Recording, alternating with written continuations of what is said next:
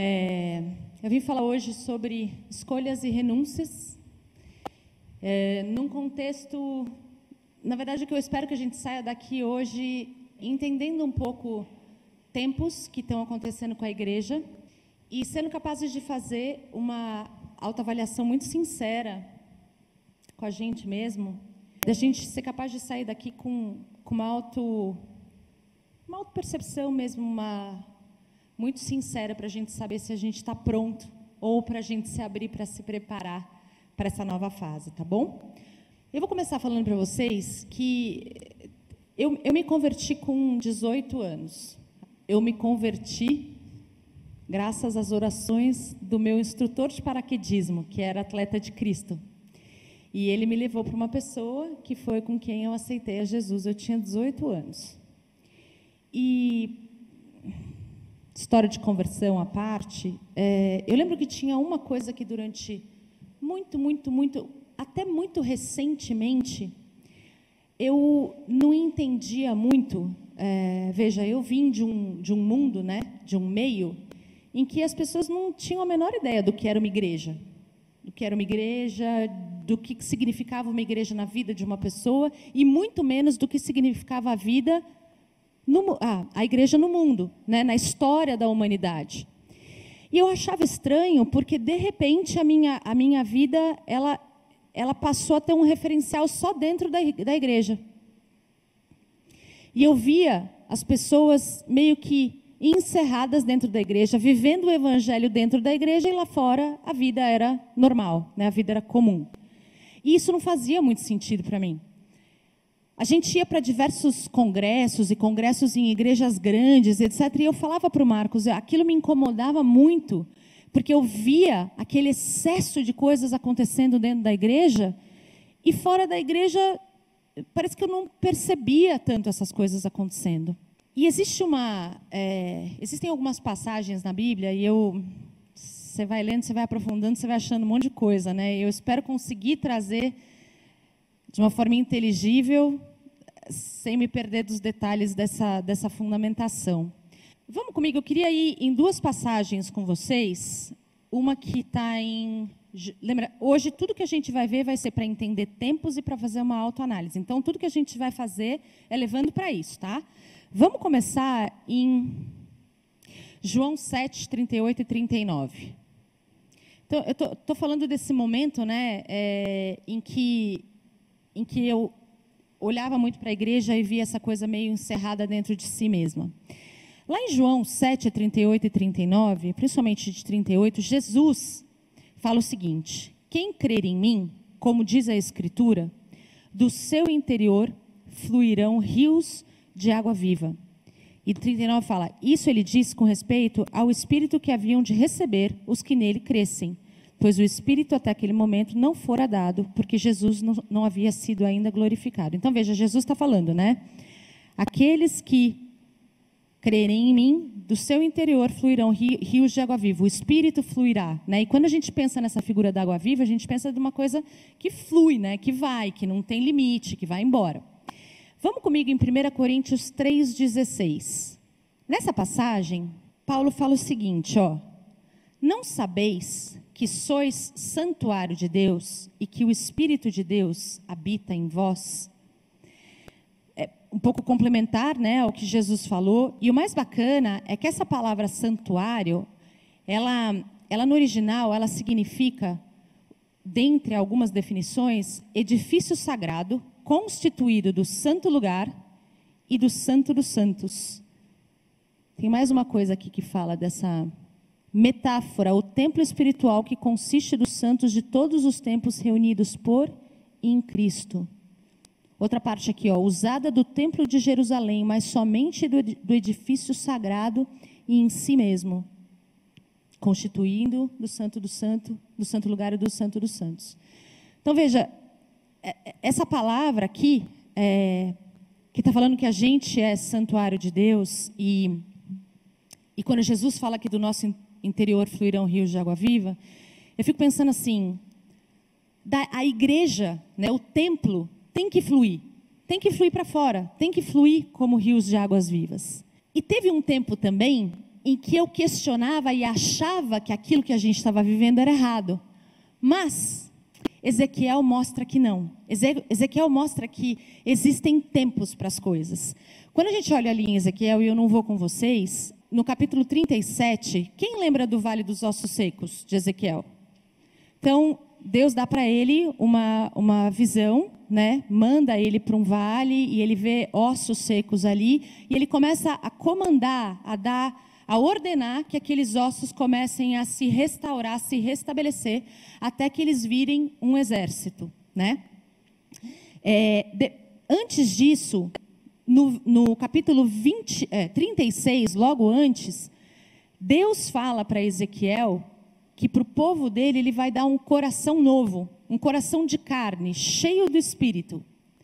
E lá no capítulo 47, no versículo 1, Ezequiel viu que saíam águas debaixo do limiar do templo. Então, olha só, juntando um pouco esse quebra-cabeça, o que está acontecendo? Se houve um tempo em que a igreja talvez estivesse encerrada em si mesmo, isso talvez tivesse propósito. Talvez fosse esse momento em que nós, os filhos, tivéssemos que ser levantados, tivéssemos que ganhar os ossos, as carnes, os nervos, precisássemos nos fortalecer para virarmos esse exército. Mas em nós existe esse... Quem estava aqui quando eu falei, quando eu trouxe aquela pregação sobre comunicação e eu falei sobre o coração de carne, né, sobre a gente ser a carta e a carta ser o epístola, né, que é como se a gente fosse a epístola, é como se a gente estivesse sendo lido pelo mundo. Então eu entendo que esse período anterior, pelo que eu entendo do que Ezequiel está falando, era um período necessário. Mas haverá um tempo em que as águas vão fluir debaixo desse limiar para o mundo. E Jesus nos falou isso, do seu interior fluirão rios de águas vivas, né? Então, quando eu estava orando e buscando, eu pensei um pouco nessa analogia. A água, quando ela fica um pouco parada, como talvez tenha sido a igreja até pouco tempo, né? Aquela água parada dentro dela mesma, um pouco gera vida. Quando chove e você tem um terreno seco e você precisa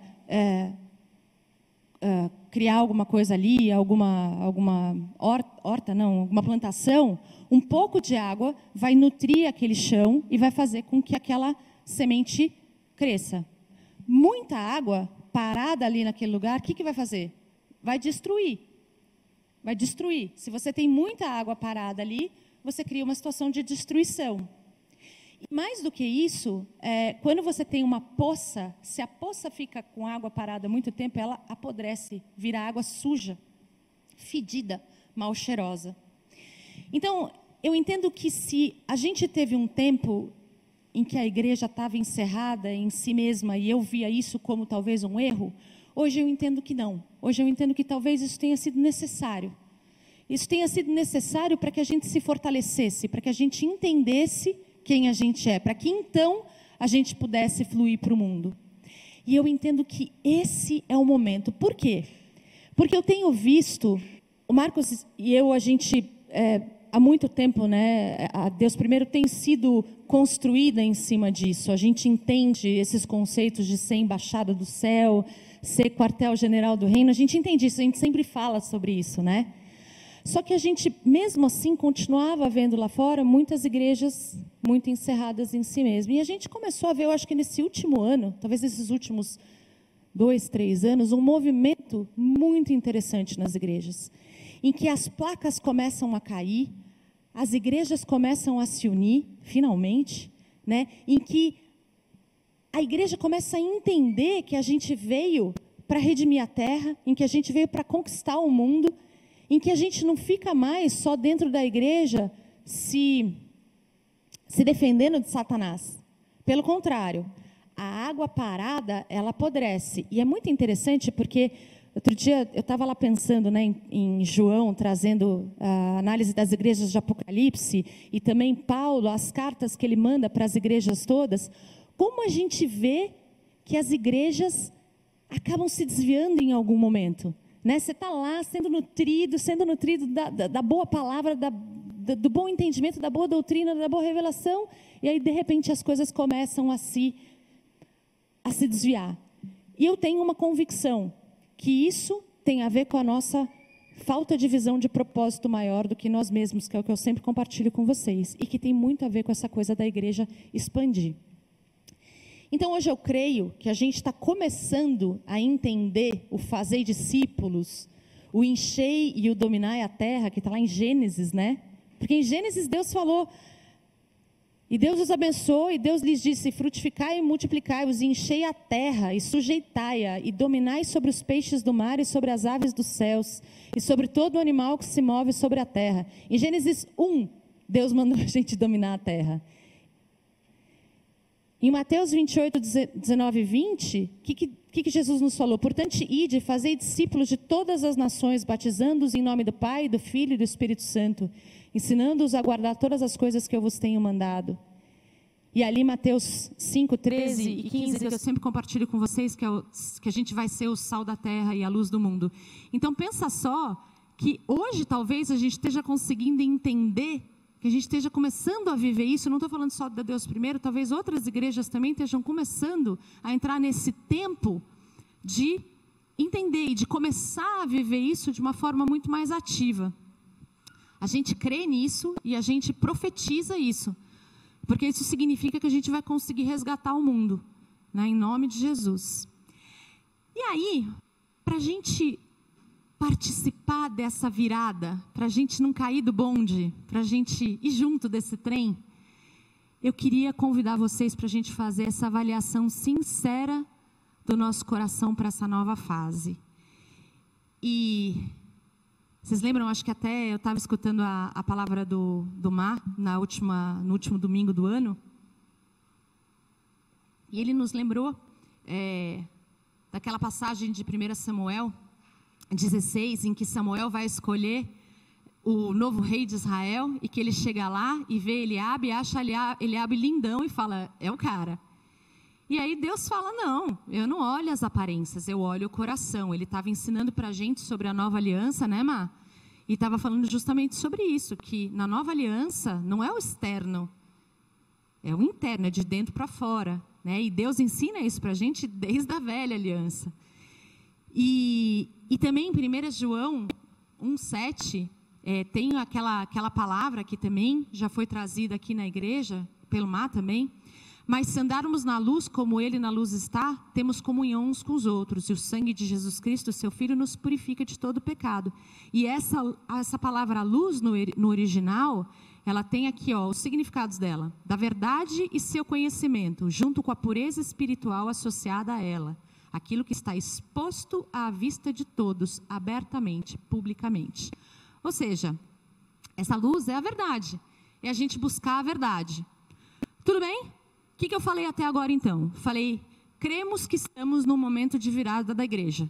Cremos que a igreja está começando a fazer um movimento, e se ela não fizer esse movimento, a água vai apodrecer. E quando a água começa a apodrecer, a igreja começa a ficar disfuncional. Gente, esse é o entendimento que eu estou tendo. Eu peço para que vocês busquem no Espírito o entendimento que Ele der para vocês, tá bom? Porque isso é questão de entendimento pessoal, revelação. Então, eu creio que é isso, mas vocês têm que ficar sempre muito espertos, conhecer a palavra, para poder, inclusive, questionar o que está sendo dito aqui em cima, tá? E aí, para que a gente vá para essa próxima etapa, é a hora da gente fazer essa avaliação. E o que eu vou trazer para vocês é uma historinha de Moisés. Então, deixa eu contar um pouquinho, uma parte dessa história para vocês, e eu oro para que o Espírito Santo ministre o nosso coração enquanto eu contar aqui, para que a gente seja capaz de fazer essa autoanálise e capaz de se preparar para esse próximo passo. Moisés foi chamado por Deus para ir para o Monte Sinai, para receber todos os mandamentos, as ordenanças, para escrever os 10 mandamentos, né? E ele foi para lá e ele ficou um tempo grande. E o povo, que tinha passado um tempão como escravo, agora estava bastante perdido no deserto. Eles não sabiam para onde eles estavam indo, eles vinham de uma mentalidade de escravidão, Eles precisavam de uma liderança. Eu não gosto de ficar apontando muito o dedo para essas pessoas, porque eu fico imaginando assim, na minha humanidade, como é que seria que eu teria me comportado, sabe? Eles começaram a esmorecer. Eles não conseguiam crer além daquilo que eles viam. Por mais que o que eles vissem fosse maravilhoso, por mais que eles vissem a coluna de fumaça, a coluna de fogo, e atravessassem rio e mar e tudo mais, ainda assim, a fé deles esmorecia muitas vezes. E quando Moisés sumiu, eles acharam que ele não ia voltar. E aí eles chegaram para Arão, que era o sumo sacerdote da época, que era irmão de Moisés, e falaram: cara, faz um Deus para nós, a gente precisa de um Deus, a gente precisa de algo para adorar. E aí eu creio comigo, né? Até para que a gente se mantenha forte para continuar adiante. E Arão não conseguiu se manter firme. E ele pediu para que todo mundo tirasse o ouro das orelhas para construir um bezerro de ouro. Daí, enquanto isso estava sendo feito, e o povo ficou feliz e adorou o bezerro de ouro, foi uma coisa. Enquanto isso estava acontecendo, Deus avisou Moisés, lá no Sinai. Ele falou: Moisés, desce. Desce porque eles criaram um Deus. Desce porque o negócio está feio. E tem mais. Eu vou destruir esse povo. E eu vou fazer de ti uma grande nação.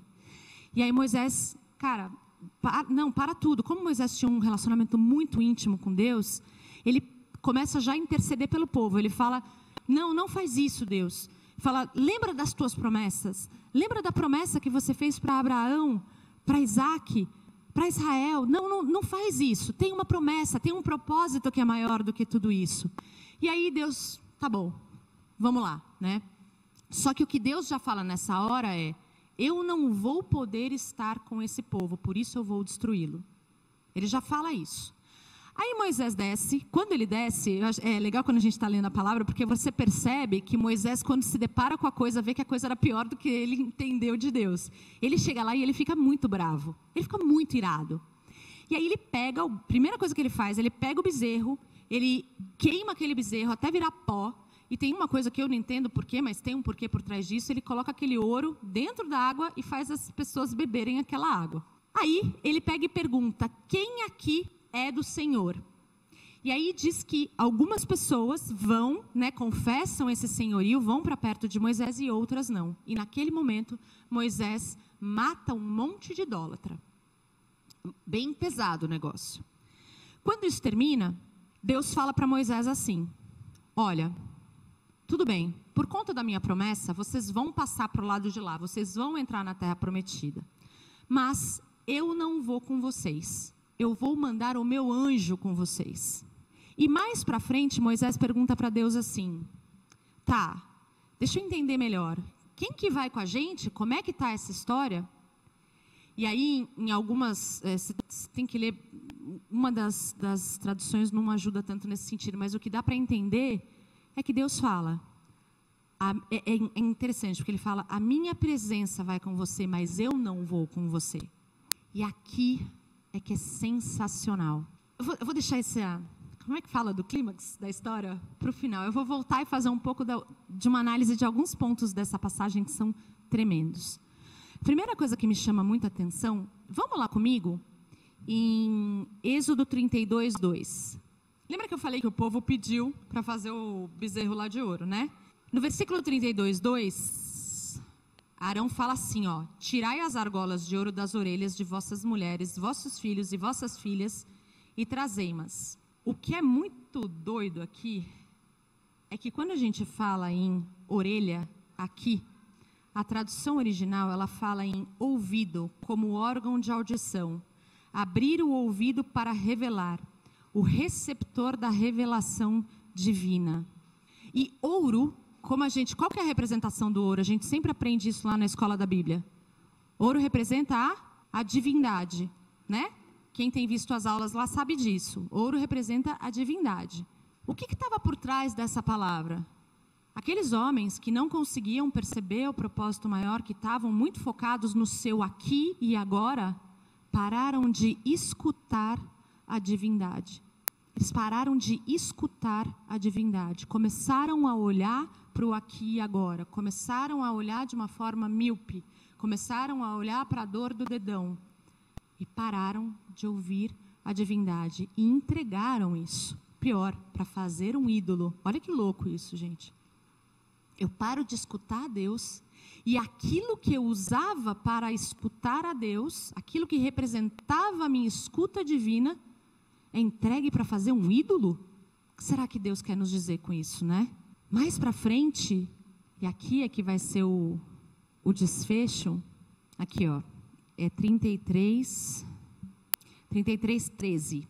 Moisés está conversando com Deus, né? E ele está ali perguntando naquela parte mas quem que vai comigo? Como é que vai ser esse negócio? E aí, aqui ele fala no 13: agora, pois, se achei graça aos teus olhos, rogo-te que me faças saber, nesse momento, o teu caminho, para que eu te conheça e ache graça aos teus olhos, e considera que esta nação é o teu povo.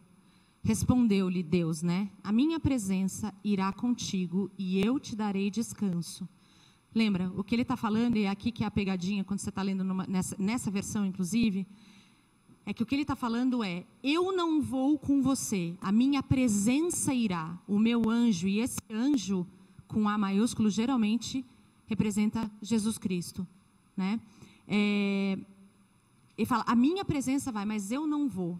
E aí, Moisés fala assim, ó, no 15, então lhe disse Moisés, se a tua presença não vai comigo, não nos faças subir deste lugar.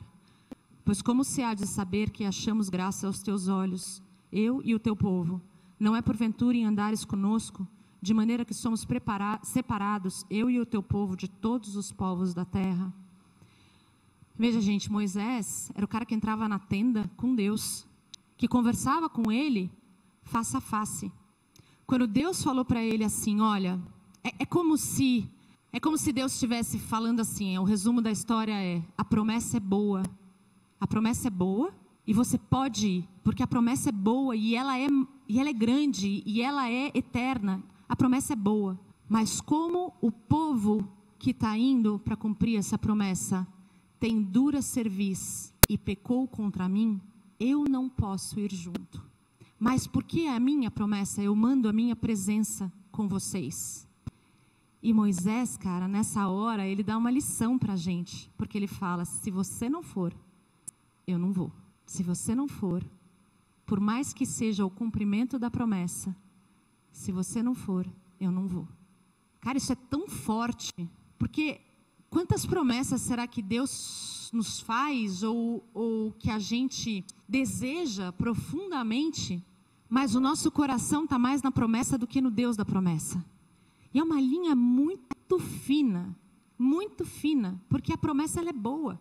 Mas será que se em algum momento Deus viesse para a gente e falasse, a promessa é boa e você pode ir atrás disso, e a minha presença vai contigo, mas eu não estarei, eu não estou com você. A minha bênção está contigo, mas eu não estarei. Será que a gente faria como Moisés? Será que a gente faria? Eu não vou. Eu abro mão das promessas, por melhor que elas sejam, porque sem Deus eu não vou. E isso fala de um Deus que está com a gente em qualquer lugar, né?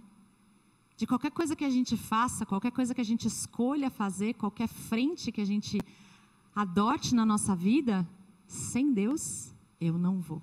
Sem o Espírito que flui, eu não vou. E sinceramente, eu estou falando aqui para vocês, e eu não sei onde está o meu coração. Essa é uma busca que eu preciso fazer.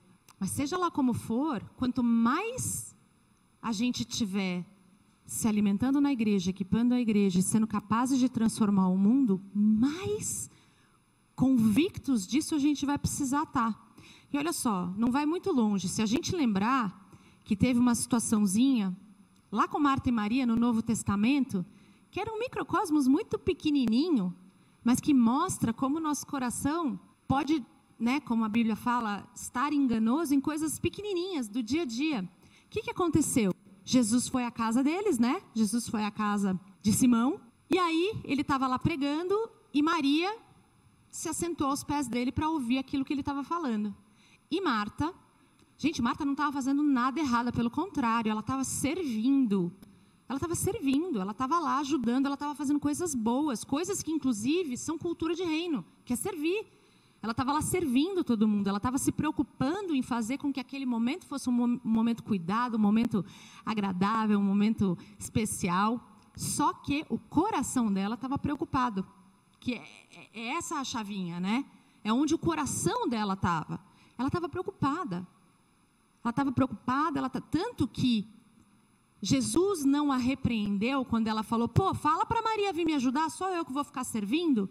Jesus não a repreendeu porque ela estava fazendo coisas, ele a repreendeu por onde o coração dela estava. Ele falou, você está muito preocupada e atarefando-se, né? Então ele fala de coração, ele não fala do que ela estava fazendo. E aí ele fala, Maria escolheu a melhor parte, essa não vai lhe ser tirada. Qual que era a melhor parte? Estar na presença de Deus. Então veja, é algo tão fino, gente, porque a gente não está falando de fazer coisas erradas ou fazer coisas certas.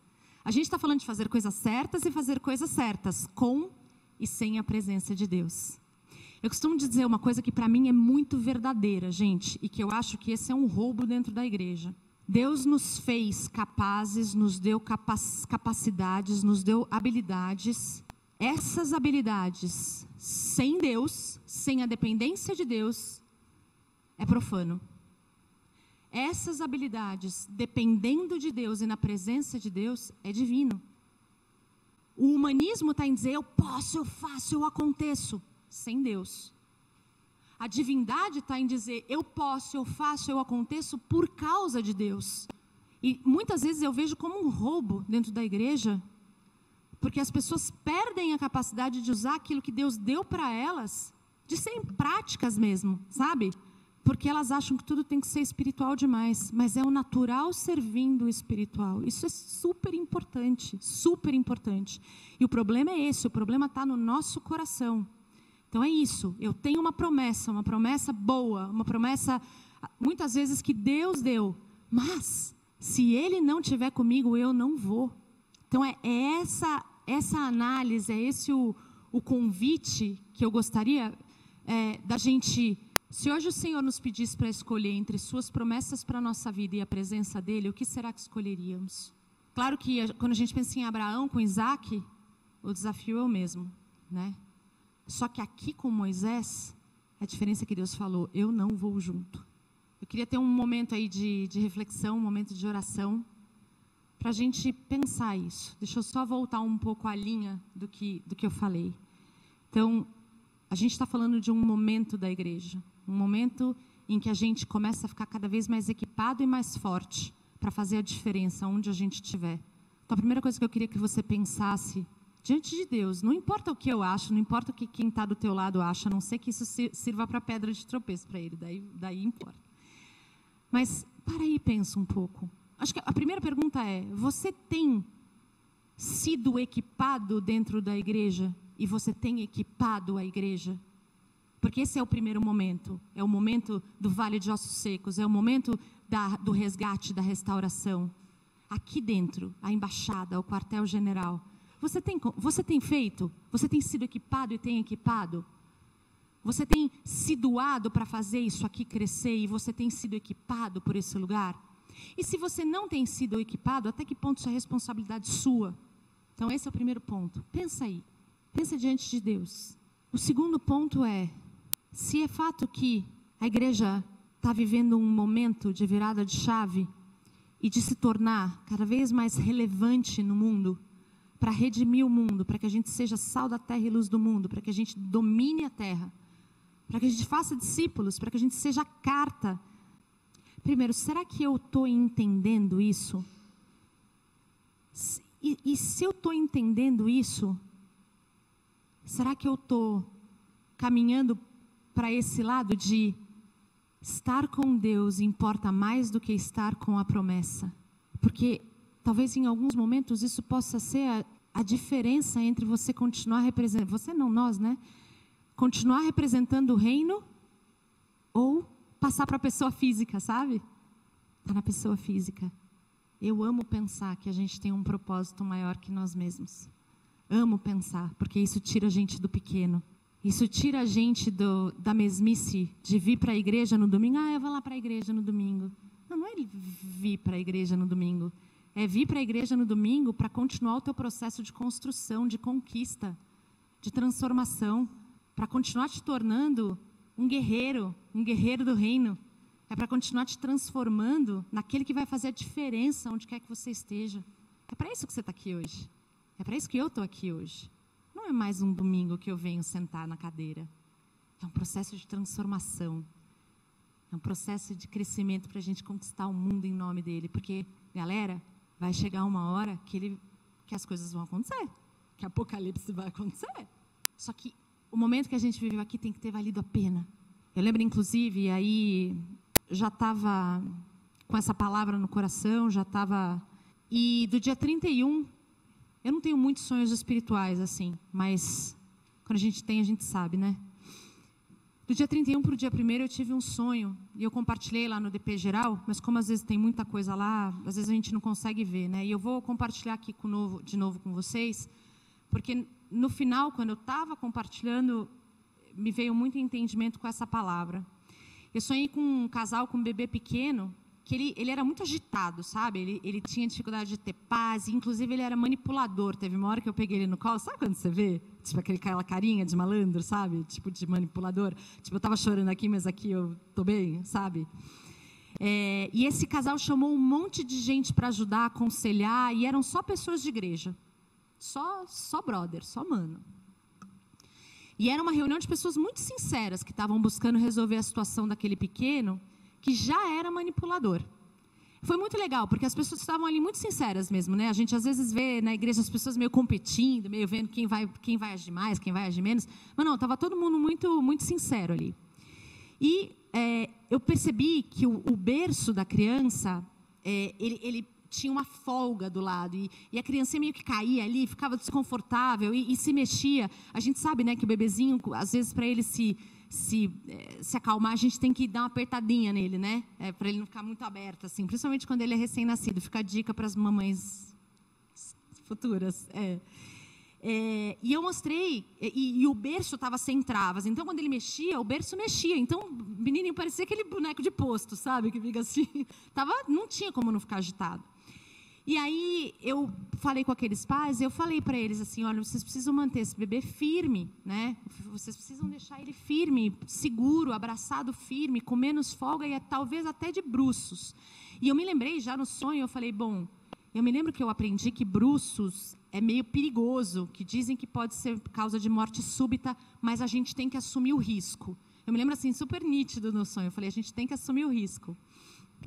E ao final de tudo o bebezinho dormiu, e todos saíram, estavam super bem, sorrindo, felizes, satisfeitos. Tipo, tinha sido feito o que precisava. Eu me lembro ali que tinha uma comoção, eu acho que algumas pessoas estavam orando, outras estavam tentando descobrir o que era. Enfim, estava funcionando como um corpo mesmo, né? E o que eu entendi do sonho foi o seguinte. Primeiro, foi bem legal, porque eu acordei, era o primeiro dia do ano, e eu parei para orar por nós, pela igreja. E eu percebi, assim, que era alguma coisa para esse ano que estava entrando, por ser naquele dia que era alguma coisa para esse ano. Só que eu não consegui discernir ali se era uma coisa que a igreja vai enfrentar, se é alguma coisa que alguém vai enfrentar, mas depois, mais para frente, me veio esse entendimento dessa virada de chave que está acontecendo. Tá? Então, eu vou ficar com esse discernimento, porque é o que fez mais sentido para mim depois. Desse momento em que a gente está saindo e começando a realmente estar cada vez mais aberto para fazer a diferença no mundo. E aí, o que eu tive de clareza com relação a alguns direcionamentos foram, quanto mais a gente sair, pelo menos esse é um direcionamento para esse ano, né? Primeiro, dentro da igreja, a honra, que isso a gente recebeu muito o ano passado, né? A honra para construir mesmo aqui dentro. E para essa saída, alguns pontos. Humildade. Frente aos desafios, a gente precisa se submeter ao conselho dos irmãos. Que isso tem muito a ver com o pai. Os pais ali naquele sonho pedindo esses conselhos. Então, se você estiver tendo, sabe, nesse desafio, não deixa de compartilhar, de escutar o que o seu irmão pode ver ou pode perceber para te ajudar a estar cada vez mais equipado para isso. 2, complementariedade, que era aquela galera fazendo um monte de coisa diferente. Precisamos deixar toda e qualquer competição de lado e verdadeiramente viver a complementariedade do corpo. A gente precisa viver isso. Foi muito legal, eu compartilhei com vocês há algum tempo, ver aquela foto do Rina, do apóstolo Rina, da Bola de Neve, com outros apóstolos, outros líderes de igrejas muito grandes, finalmente eles juntos fazendo algo pelo reino, né? Que foi esse trabalho todo que foi feito lá em Brasília e etc. Mas isso é sensacional, isso é complementariedade, a gente não pode ter competição entre nós.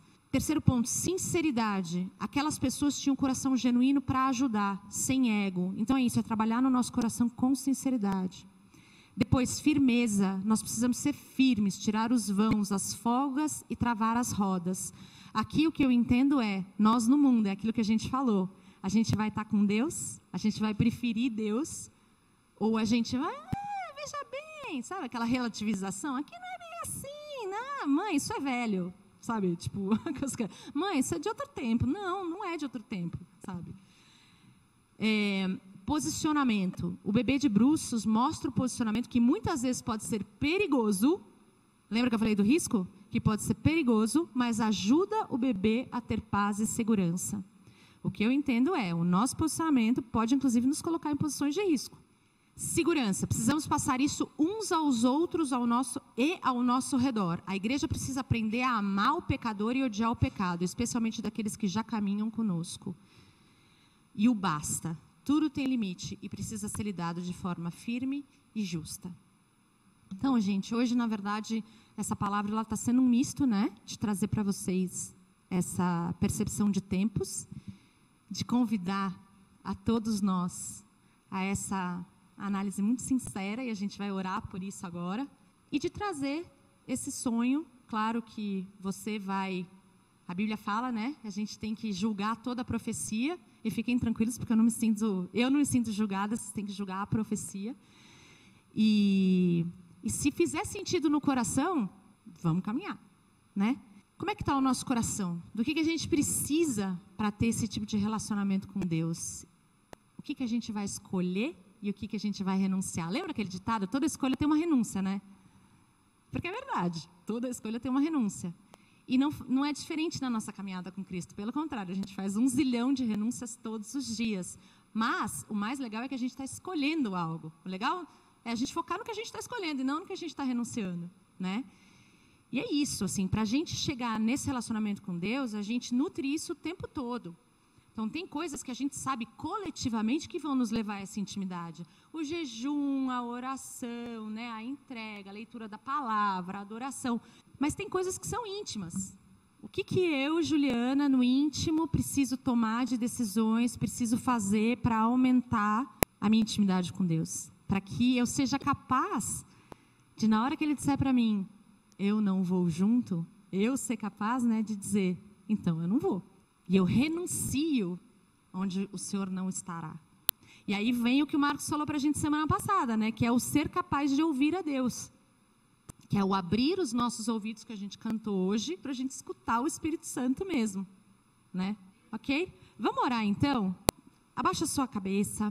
Agora é o momento mesmo da gente clamar para que o Espírito nos revele onde a gente está e o que é necessário para dar esses próximos passos. Pai, em nome de Jesus, eu te louvo, Senhor, por tudo aquilo que o Senhor nos traz de revelação, de entendimento, de caminhada. Eu oro em nome de Jesus, para que o Senhor venha falar ao nosso coração e nos ajudar, Pai. Abrindo os nossos ouvidos para que a gente possa te escutar, abrindo o nosso coração para que a gente possa te discernir, te entender, abrindo a nossa mente, Pai, os nossos olhos.